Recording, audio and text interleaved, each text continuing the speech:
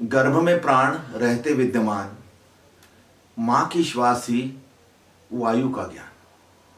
पंच तत्व का पूतला सबका तुझ में दान, ज्ञात में अज्ञात ने फूके हैं प्राण। तो आज ये प्राणों की बात हो रही है कि ये प्राण है कहां, जिसको वायु संवहन करती है। वायु हमारे अंदर आती है और प्राण जगाती है। तो पहली श्वास प्राणों में आस, अज्ञानी जीव ज्ञान की प्यास। पहली श्वास जैसे जाती है हमारे अंदर और फिर वो बाहर निकलती है, पहली जीवन की पहली श्वास, प्राण आ जाते हैं हमारे अंदर। हम खिलने लगते हैं, खुलने लगते हैं, फूलने लगते हैं। पर साधारण सी वायु कैसे रचती प्राण? अस्तित्व का रहस्य कोई न सका जान। इस रहस्य को आज तक कोई जान ही नहीं सका है। हर चीज रिप्लेसेबल है। आपका हृदय, आपकी आंखें, आपके लीवर, आपका किडनी, है ना, सब रिप्लेसेबल है, सब दी जा सकती है। परंतु क्या नहीं दिया जा सकता? प्राण। आपका कोई कितना भी प्रेमी क्यों ना हो, कितना भी सगा, कितना भी प्यारा क्यों ना हो, आप उसे अपने प्राण नहीं दे सकते। धन दे सकते हो, पद दे सकते हो, आपका कितना भी बड़ा दुश्मन हो, वो आपको मार सकता है, पर आपके प्राण अपने खुद में नहीं भर सकता। तो शरीर तेरा तुझको अस्तित्व का उपहार, न बेच सकता इसे, न दे सकता। उधार प्राणों की यही बात है बिल्कुल।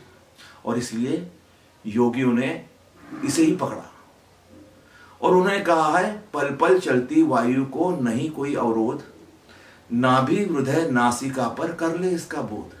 3 जगह आपको वायु का बोध स्पष्ट रूप से हो सकता है अगर आप सुबह शाम थोड़े समय के लिए अपनी नाभि पर हाथ रखें, अपने हृदय पर हाथ रखें और अपनी नासिका को पकड़ के आप इस श्वास का बोध करें। या फिर आती जाती श्वासों पर कर क्षण भर को ध्यान। श्वास बोध से पाएगा तू जीवन को आसान। ये दूसरा तरीका भी उन्होंने बताया, पर ये वायु पर है पूरा तरीका। अच्छा, वायु को कभी रोकने को नहीं कहा जा सकता। कोई भी ऐसा हमारे यहां जब तक नहीं है जो वायु को रोकने को कहता है। हाँ, उपास है, भोजन कम करो, पानी लो या पानी ना लो, इसके लिए। पर श्वास के बारे में कुछ नहीं। श्वास तो लगातार चलती रही, जितनी अच्छे से चलती रही, जितने अच्छे से चलती रहेगी उतने अच्छे से आपका जीना होगा और उतना अच्छे से आप संसार को भी प्राप्त कर सकोगे और आध्यात्मिक क्षेत्र में भी आप रास्ता खोज सकोगे। क्योंकि ये जो वायु है, ये गंध तो संवहन करती है, ये प्राणों को भी संवहन करती है। हाँ, हम जानते नहीं कि ये प्राणों को कहां से लेती है। बाकी साधारण वायु तो हर जगह घूमती रहती है, साधारण सी चीज है। हम लोगों के लिए तो बहुतायत में मिलती जो चीज हम लोगों के लिए साधारण हो जाती है। पर उस आदमी को देखो जो अभी 10 मिनट पहले मरा है। 10 मिनट पहले उसके पास क्या था? सिर्फ श्वास लेने की कला थी उसके पास। कहां चली गई वो कला?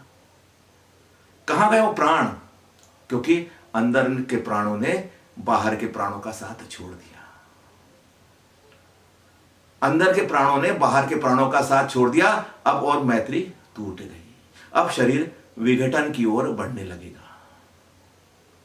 तो जीवन की आस सबसे पहले श्वास। जीवन की कोई भी आस अगर आपको बहुत लगे कि मेरी आस कौन सी है, मैं धन कमा लूं, दौलत कमा लूं, पद पे जाऊं, नहीं। जीवन की आस सबसे पहले श्वास। कोरोना में आपने देखा ना, श्वास।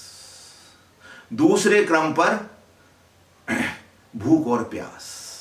भूख और प्यास टाली जा सकती है, श्वास लेना नहीं टाला जा सकता।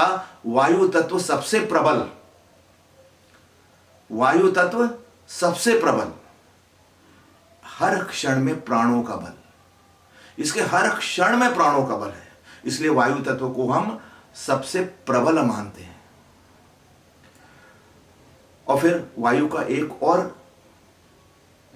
प्रकार होता है जो हम देखते हैं कि ये वायु पसरी रहती है सारे जहां में।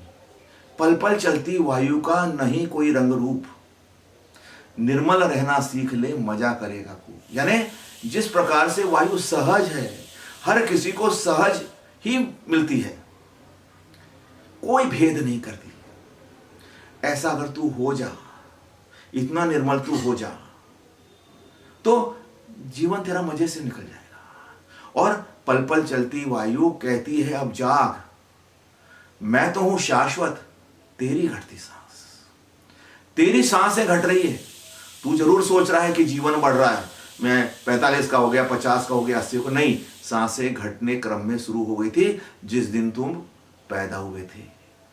जिस दिन तुम खिलने लगे थे उस दिन तुम्हारा मुरझाना तय हो गया था। जिस दिन तुम जन्म थे उसी दिन तुम्हारा मरना निश्चित हो गया था। लेकिन जीवन और मरण के बीच में जो तुमने समय बिताया है वो तुम्हारे हाथ में था। वो तुम्हारे काय पे था? श्वासों पर, प्राणों पर। तुम प्राणों पे ध्यान देते, प्राणों को जानना चाहते, तो प्राण जरूर अपना रहस्य तुम्हें बताते। तो रहस्यवादी यही तो कहते हैं। तो पल पल चलती वायु कहती है अब जाग। देखो, सतत जगा रही है, मैं तो हूं शाश्वत तेरी घटती सांस। इस बात को हमें हमेशा याद रखना चाहिए। क्यों याद रखना चाहिए? क्योंकि ये बात हमें याद दिलाती है कि हम जो मार्ग चुने वो बोध का हो, वो विवेक का हो। इसलिए हम कहते हैं विवेक से सज्जित, बोध से भरा, ध्यान का मार्ग सच्चा और खरा।